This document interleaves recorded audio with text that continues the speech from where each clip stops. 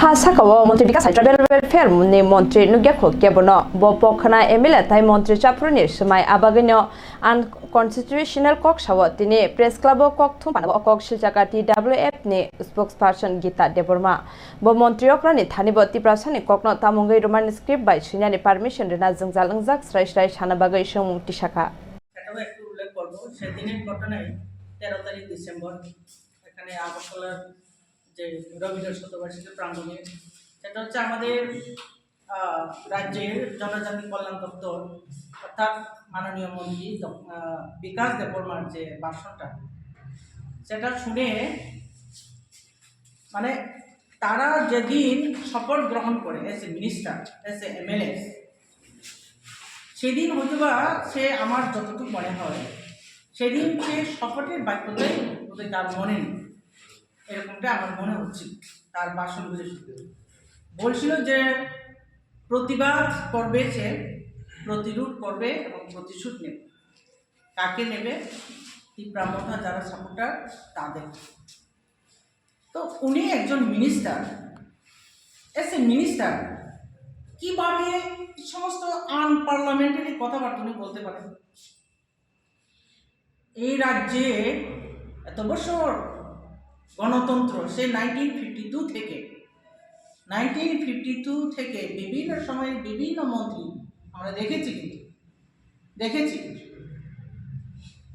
সেই যত খারাপ মন্ত্রী হোক না কেন সে যত খারাপ ইয়ে থেকে হোক না কেন এইরকম মারপিট করা প্রতিশোধ নেওয়া এবং ওই যে পোলট্রির যে মুরগি সেটার মতো চামড়া শুলে নেওয়ার কথা আমরা কারোর মুখে শুনে নিয়ে আসছি দুর্ভাগ্য খুবই দুর্ভাগ্য ওনার মুখ থেকে রাজ্যের বৃহত্তর অংশের মানুষ অর্থাৎ যারা তিপ্রাসা বংশের মানুষ সবাই কিন্তু ওনার কাছে একটা আশা ভরসা নিয়ে সবাই কিন্তু বসে আছে তারপরেও ওনার এই সমস্ত কথা যারা তীব্রামতা করে তাদেরকে চামড়া শুলিয়ে নেওয়ার কথা এবং অনুরূপভাবে গতকালকে রাত্রে আনুমানিক 8টার সময় আমাদের চাকমাঘাট এরিয়া একজন আমাদের তীব্রামতার সমর্থক ওর নাম হচ্ছে শঙ্কর দেববর্মা ওনাকে যেরকমভাবে পোলট্রিকে চামড়া শুলিয়ে নেওয়ার কথা উনি বলেছেন সেদিন মিটিংয়ে সেরকমভাবে শুলিয়ে নেওয়ার জন্য চেষ্টা করা হয়েছে আজকে আনুমানিক প্রায় 12টা সাড়ে 12টা নাগাদ ওনাকে জিবি হাসপাতালে নিয়ে আসা হয় আমি ছিলাম সঙ্গে ওনাকে এক্সরে করিয়ে সিটি স্ক্যান করিয়ে কীভাবে কী হয়েছিল সেটা মানে ডাক্তারের সঙ্গে পরামর্শ করেই ওনাকে এই ট্রিটমেন্টের ব্যবস্থা করা হয়েছে আপনারা দেখুন এই রাজ্যে কী চলছে ভেবে দেখুন এত কি বলবো এটাকে এত করাপশন ওনার বিরুদ্ধে তারপরেও মুখ্যমন্ত্রী চুপ কেন চুপ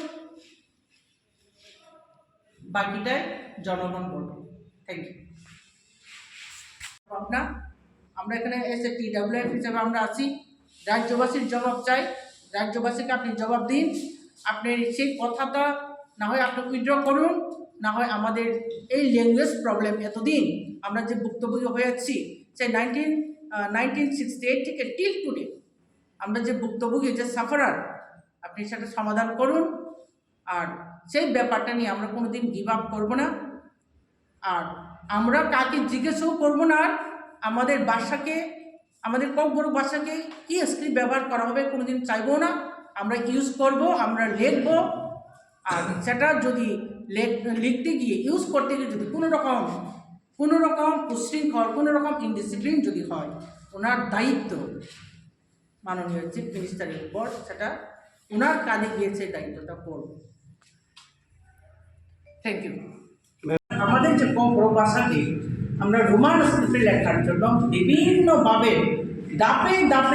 দাপে এই রাজ্যে আন্দোলন হয়েছে এবং আন্দোলনের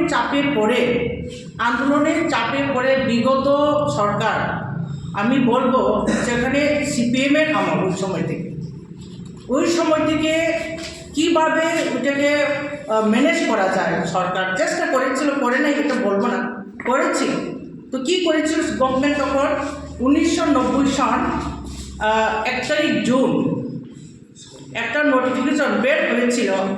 সেটা হচ্ছে তখন জয়েন্ট সেক্রেটারি PR আচার্যি সই করা, ওনার সিগনেচার করা একটা নোটিফিকেশন বের হয়। সেটা হচ্ছে একটা কমিটি, যে কমিটির নাম হচ্ছে পবিত্র সরকার বলবো, যে কমিটির নাম হচ্ছে constitution of script selection committee for development of Kokborok language. সেখানে 22 জন ছিল কমিটির মেম্বার। আমাদের শ্রদ্ধেয় শ্যামাচরণ ত্রিপুরা, উনি ছিলেন chairman. As a convener madam Karabi Debbarma, principal of women college, উনি হচ্ছে সে 22 জন কমিটির মধ্যে উনি হচ্ছেন কনভেনার। ওনারা দীর্ঘদিন কাজ করেছেন ব্যাপারটা নিয়ে, সবার সঙ্গে কন্ট্যাক্ট করেছেন, গ্রামে গঞ্জে গেছেন, স্কুল কলেজে গেছেন। শেষ পর্যন্ত ওনারা রিপোর্ট সাবমিট করেছেন in favour of Roman script, অর্থাৎ ককবরক ম্যাক্সিমাম 90% লোক ককবরক ভাষাকে রোমান স্ক্রিপ্টে লেখার জন্য সম্মতি দিয়েছে। এভাবে ওনারা রিপোর্ট সাবমিট করেছেন। The second is the কুমোর কুন্দ চৌধুরী কমিটি। কুমোর কুন্দ চৌধুরী অনেক চেষ্টা করেছেন, কিন্তু ওনাকে সঠিক যেরকম অ্যাকোমোডেশনের প্রয়োজন সেটা উনি পায়নি। শেষ পর্যন্ত উনি এই কমিটি থেকে নিজেকে রেজিগনেশন দিয়ে উনি খালাস হয়ে গেছেন। থার্ড যে কমিটি সেটা হচ্ছে উপজাতি ভাষা কমিশন। উপজাতি ভাষা commission constituted by the government of Tripura in the year of 2004. In the year of 2004, under the chairmanship of Sri Pavitra Sarkar, অর্থাৎ 2004-এর 17 তারিখ জুন 2004-এর 17 তারিখ June under the chairmanship of পবিত্র সরকার, ওনার নেতৃত্বে আর একটা কমিশন গঠিত হয়। সেই কমিশনের নাম হচ্ছে উপজাতি ভাষা কমিশন। এবং পবিত্র সরকার মহোদয় উনি কলকাতা থেকে এখানে এসে সরকারের খরচায় বিভিন্ন জায়গায় ঘুরে স্কুল কলেজ বিভিন্ন স্টুডেন্টের সঙ্গে সাক্ষাৎ করে উনিও রিপোর্ট সাবমিট করেছেন 5 তারিখ আগস্ট 2005।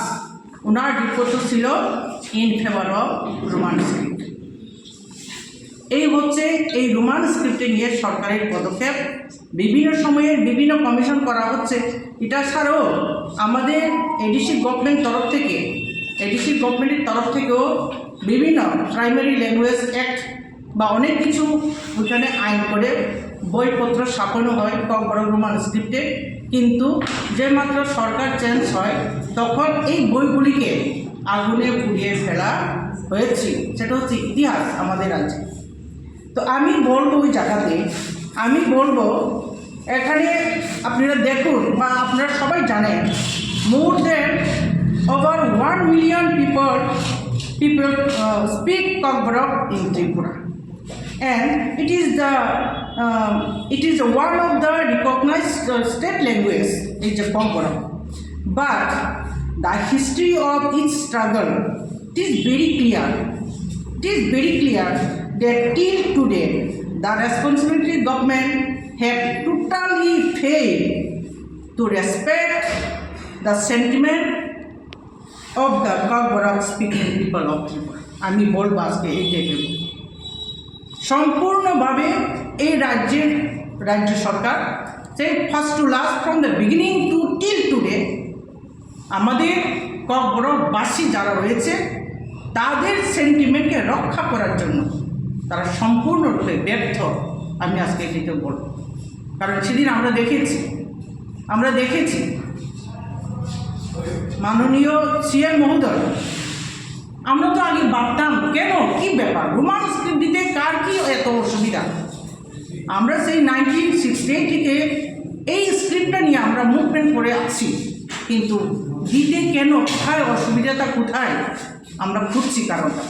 সেদিন রাজ্যের মাননীয় সরকার তথা আমাদের চিফ মিনিস্টারের মাইন্ডসেট আমাদের কাছে জলের মধ্যে দিয়া। উনি বলছেন যে আপনারা কেন সেই রোমান স্ক্রিপ্টকে অ্যাডপ্ট করতে চাইছেন।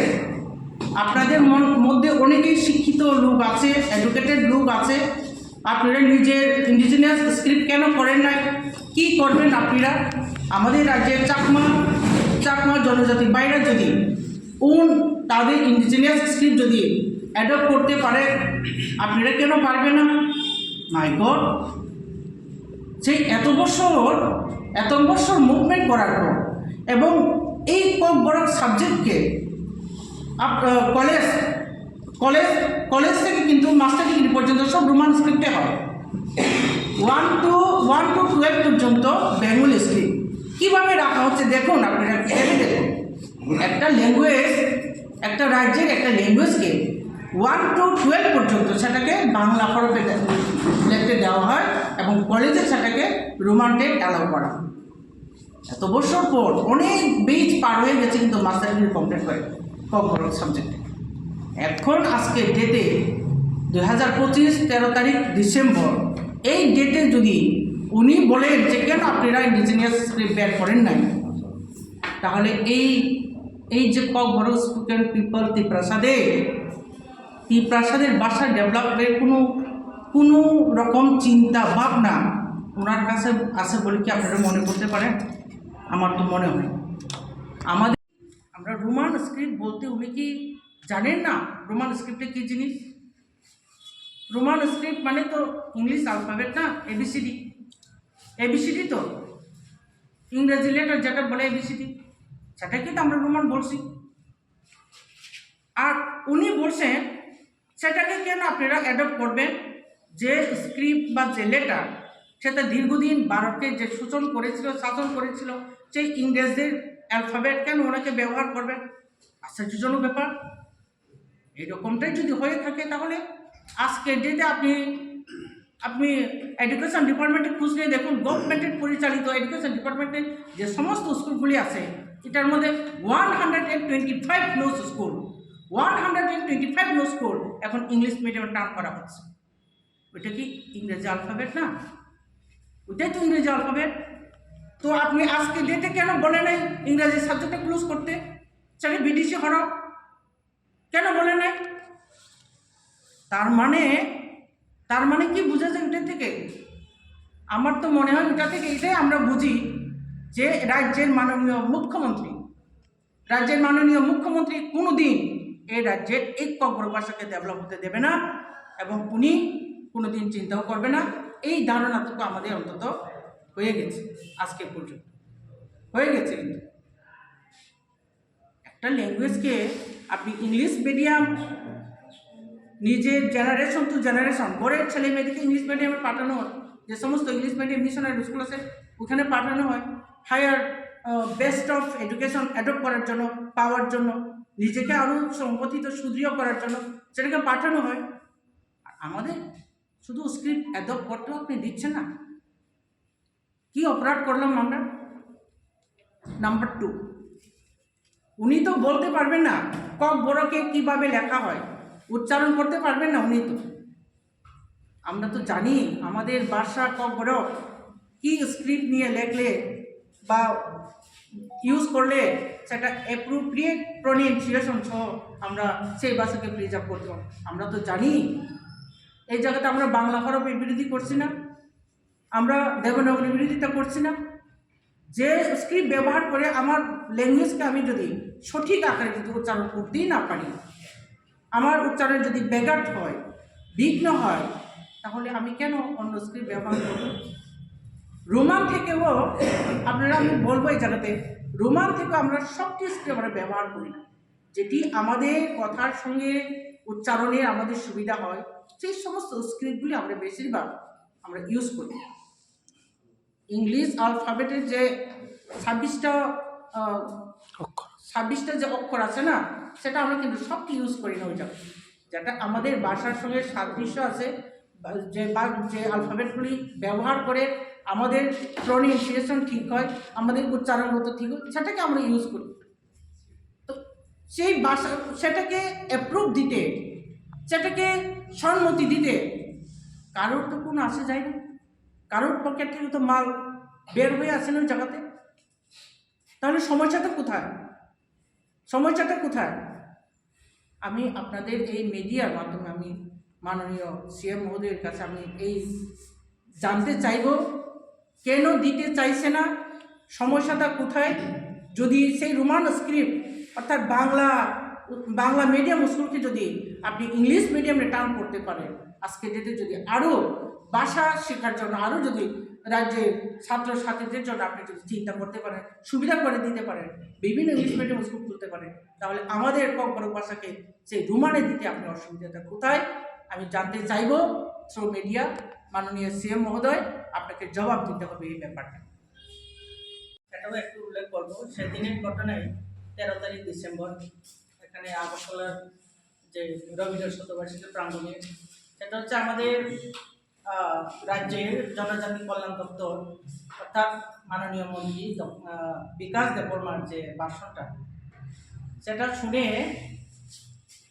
মানে তারা যেদিন শপথ গ্রহণ করে S a minister, S A MLA, সেদিন হয়তোবা সে, আমার যতটুকু মনে হয়, সেদিন সে শপথের বাক্যটাই বোধহয় তার মনে নেই, এরকমটা আমার মনে হচ্ছে তার ভাষণগুলো শুনতে।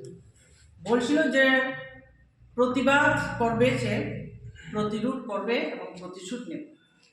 কাকে নেবে? তীব্রামথা যারা সাপোর্টার তাদের। তো উনি একজন মিনিস্টার, এস এ মিনিস্টার, কিভাবে সমস্ত আনপার্লামেন্টারি কথাবার্তা উনি বলতে পারেন? এই রাজ্যে এত বছর গণতন্ত্র, সে 1952 থেকে বিভিন্ন সময়ে বিভিন্ন মন্ত্রী আমরা দেখেছি, কিন্তু দেখেছি সেই যত খারাপ মন্ত্রী হোক না কেন, সে যত খারাপ থেকে হোক না কেন, এইরকম মারপিট করা, প্রতিশোধ নেওয়া এবং ওই যে পোলট্রির যে মুরগি, সেটার মতো চামড়া শুলে নেওয়ার কথা আমরা কারোর মুখে শুনে নিয়ে আসছি। দুর্ভাগ্য, খুবই দুর্ভাগ্য, ওনার মুখ থেকে রাজ্যের বৃহত্তর অংশের মানুষ অর্থাৎ যারা তিপ্রাসা বংশের মানুষ সবাই কিন্তু ওনার কাছে একটা আশা ভরসা নিয়ে সবাই কিন্তু বসে আছে। তারপরেও ওনার এই সমস্ত কথা, যারা তীব্রামথা করে তাদেরকে চামড়া শুলিয়ে নেওয়ার কথা, এবং অনুরূপভাবে গতকালকে রাতে আনুমানিক 8টার সময় আমাদের চাকমাঘাট এরিয়া একজন আমাদের তীব্রামথার সমর্থক, ওর নাম হচ্ছে শঙ্কর দেববর্মা, ওনাকে যেরকমভাবে পোলট্রিকে চামড়া শুলিয়ে নেওয়ার কথা উনি বলেছেন সেদিন মিটিংয়ে, সেরকমভাবে শুলিয়ে নেওয়ার জন্য চেষ্টা করা হয়েছে। আজকে আনুমানিক প্রায় 12টা, 12:30 নাগাদ ওনাকে জিবি হাসপাতালে নিয়ে আসা হয়। আমি ছিলাম সঙ্গে। ওনাকে এক্স-রে করিয়ে, সিটি স্ক্যান করিয়ে কীভাবে কী হয়েছিল সেটা মানে ডাক্তারের সঙ্গে পরামর্শ করেই ওনাকে এই ট্রিটমেন্টের ব্যবস্থা করা হয়েছে। আপনারা দেখুন এই রাজ্যে কী চলছে, ভেবে দেখুন। এত কি বলবো এটাকে, এত করাপশন ওনার বিরুদ্ধে, তারপরেও মুখ্যমন্ত্রী চুপ কেন? কেন চুপ? বাকিটাই জনগণ বলবে। Thank you.